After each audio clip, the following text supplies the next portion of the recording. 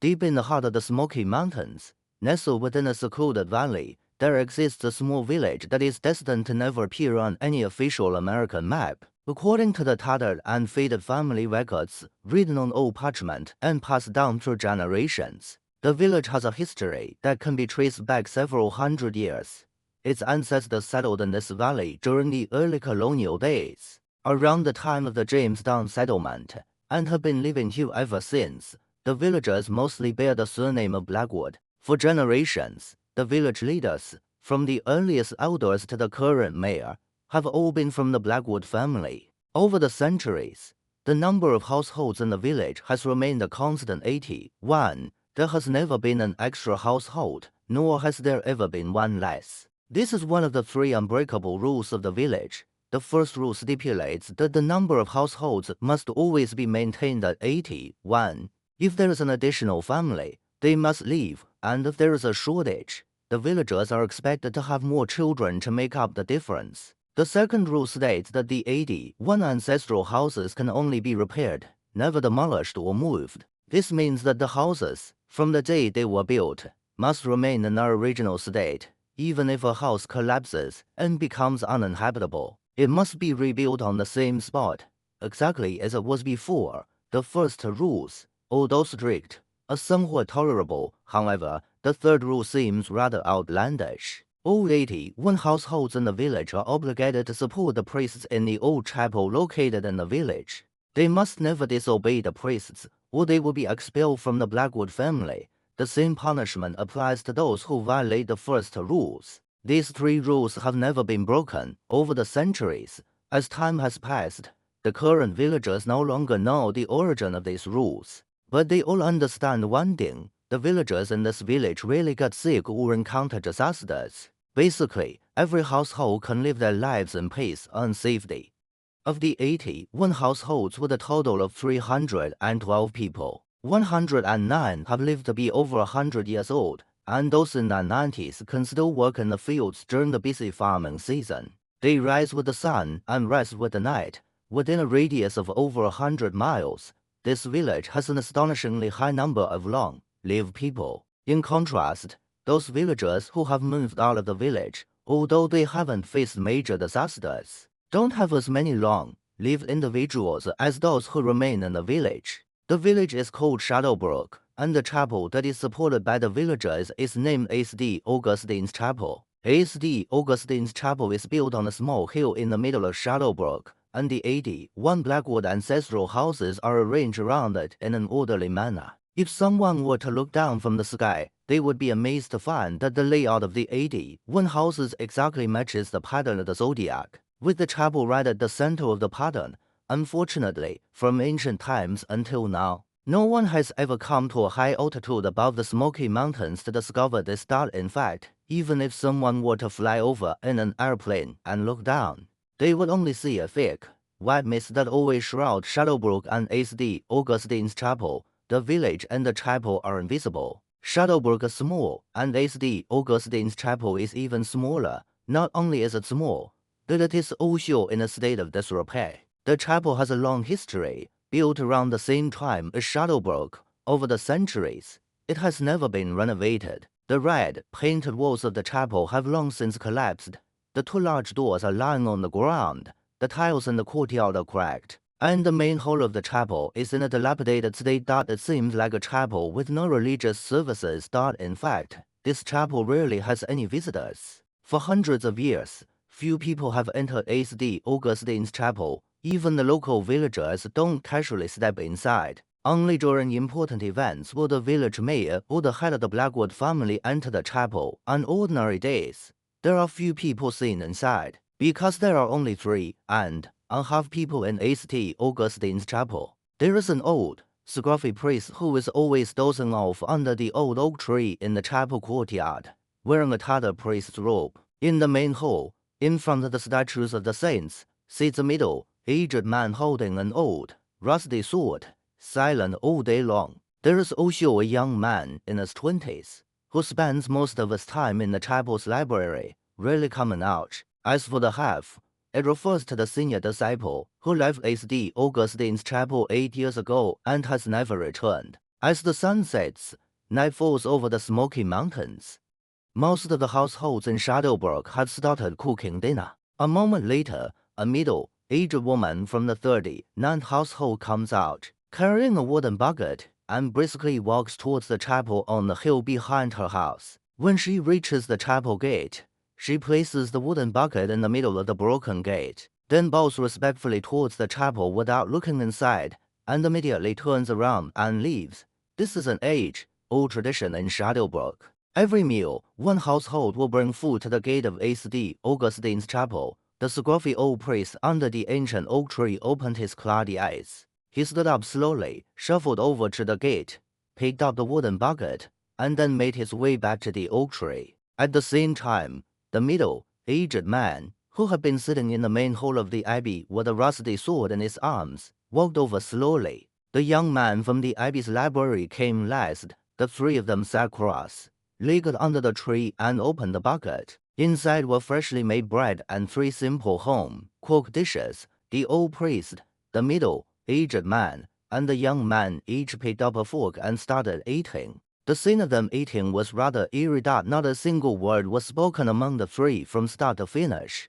The only sound was the faint noise of them chewing. They ate incredibly slowly. Each mouthful of food was chewed exactly 36 times, and the process was extremely deliberate. So, an ordinary dinner took them nearly an hour to finish. After the meal, the three of them put down their forks simultaneously. Suddenly, the old priest's red index and middle fingers trembled twice without any warning. He furrowed his brow, then took out 3 coins from his priestly robes. He casually weighed them in his hand for a few moments before tossing them onto the ground in front of him. Both the old priest and the young man looked at the coins on the ground. The young man's expression froze in surprise, and his face took on a strange look. The old priest looked up towards the northwest of the abbey and remained silent. The middle-aged man with the sword stood up, picked up the bucket, and placed it outside the abbey gate. Then he turned around and went back into the main hall of the abbey. A moment later, a sharp noise came from inside the hall. The middle-aged man came back and handed a 20-centimeter-long rusty iron piece to the young man. The young man stared at the half-broken sword in the middle-aged man's arms and said, "Uncle, why do you have to do this?" The middle-aged man replied calmly, "You're leaving the abbey.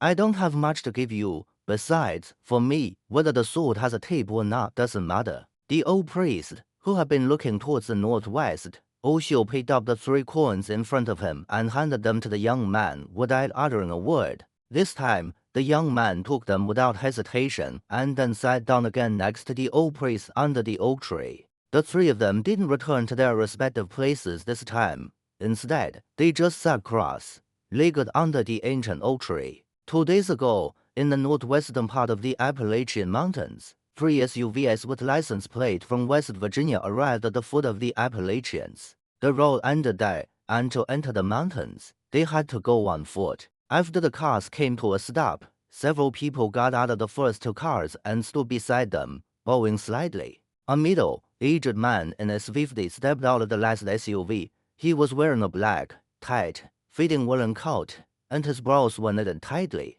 He looked extremely haggard. The middle-aged man looked at the Appalachians and seemed to let out a long sigh of relief. He turned to a 30-year-old man beside him and said, "Mark, you come with me up the mountain. The others wait here." Mark hesitated and asked, "Boss, we should bring more people to take care of you in these mountains, The boss casually waved his hand and said, "Just you and me, many people will cause more trouble." Mark knew that once his boss made a decision, there was no change in it, so he didn't say anything more. He took a large backpack from the car and followed the middle-aged man up the mountain. For 2 people who were used to a comfortable life in the city, entering the Appalachians was like a long and arduous journey. They spent 2 days walking a mountain path that should have taken just over a day. Their bodies ached all over, but neither of them complained. The closer the middle-aged man got to their destination, the more his haggard expression eased. Since the boss didn't complain, Mark naturally couldn't say anything. 2 days later, as night was about to fall, Mark and the boss had reached a hilltop. Both of them were holding binoculars and looking towards the northwest. The outline of a small village loomed in the distance. The boss let out a long breath. His tense expression relaxed completely in an instant, and he plumped down on the ground, panting heavily. Boss, that should be the place we're going to, Mark said. The Appalachians. People only know that there are hermit in the Appalachians and the famous Appalachian Trail. But few people know that there's also an old abbey here. The boss stood up, with his hands behind his back, and walked down the hill. From now on, everything you see and hear, keep it to yourself. Not a word should come out of your mouth. Mark was stunned, even though he had a close relationship with his boss. His expression became serious at this moment. He couldn't remember how long it had been since his boss had warned someone like this. Since he started following his boss in that territory, no one had been worthy of his boss's warning. 3.5 hours later, it was completely dark. Fortunately, the two of them quickened their pace and finally reached the village of Oakwood. At this time, most of the lights in the village had been turned off, and most of the households had gone to sleep. Mark and the boss didn't stop and headed straight for the old abbey on the hill in the middle of the village. When they reached the foot of the hill, the boss asked Mark to wait below and went up the hill to the abbey alone. The dilapidated state of the abbey made the boss hesitate for a moment, but then he returned to normal. He stood in front of the gate and knocked on the fallen gate with his finger. A moment later, a young man walked up to the boss. Without hesitation, the boss said, "I'm a descendant of the Thompson family. My ancestors were told that if the Thompson family ever faced trouble, we could seek refuge at the old chapel in the Smoky Mountains." The young man nodded and said, "Find a place to rest. I'll go down the mountain with you at dawn." In Chicago, Illinois, there is a huge business empire. The Sterling Group. The Sterling Group has a stake in half of the energy, minerals, and real estate in Illinois. In the business landscape of the Midwest, the Sterling Group's name is always at the top. In recent decades, it has also expanded to other regions, but the Sterling Group is a low-profile existence. Ordinary Americans have no idea about the existence of the Sterling Group and have never heard of it. Even most businessmen in the business world are not aware of it. The Sterling Group is a collective name, a consortium that controls dozens of companies. Even fewer people know that the person in charge of the Sterling Group is surnamed Thompson.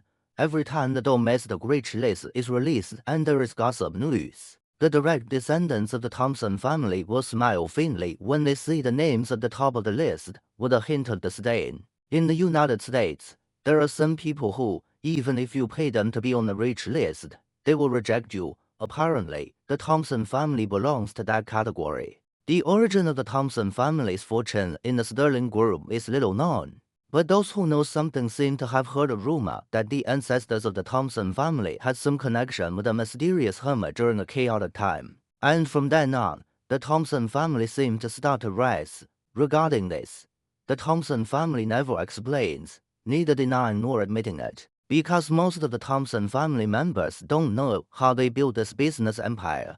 Only the person in charge of the Thompson family knows the secret. This generation, the person in charge of the Thompson family is named Thomas Thompson. He is standing right in front of the old chapel at the foot of the Smoky Mountains.